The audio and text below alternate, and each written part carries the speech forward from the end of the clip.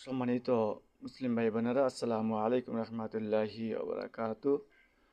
Hochul আবাদ তথা বান্দার অধিকার, বান্দার হক কোরআন হাদিসের মাধ্যমে জানা যায় ইসলামে বান্দার হক তথা মানবাধিকার প্রতি অত্যন্ত গুরুত্ব দেওয়া হয়েছে।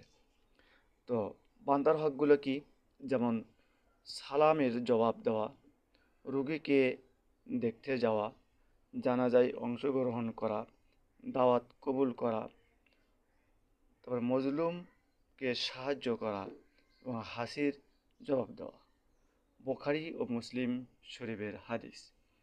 তো যে আলোচনাগুলি আমরা শুনলাম, এগুলো একজন মুসলিম ভাই বোনদের জন্য একান্ত প্রয়োজন, অপরিহার্য। সহিহ বুখারী মুসলিম শরীফের হাদিস। আমরা এক অপর বান্দার অবশ্যই হক আদায় করব ইনশাআল্লাহ। তো এই হকগুলো থেকে আমরা পিছপা হব না। আমরা এক অপরকে এই হকগুলো জেনে দেব এবং নিজেও আমল করার চেষ্টা করব ইনশাআল্লাহ। আমি মোহাম্মদ আনোয়ার হোসেন আনোয়ার, নিবক্তা, আপনাদেরকে এটা আমল করার জন্য আহ্বান করছি। আসসালামু আলাইকুম।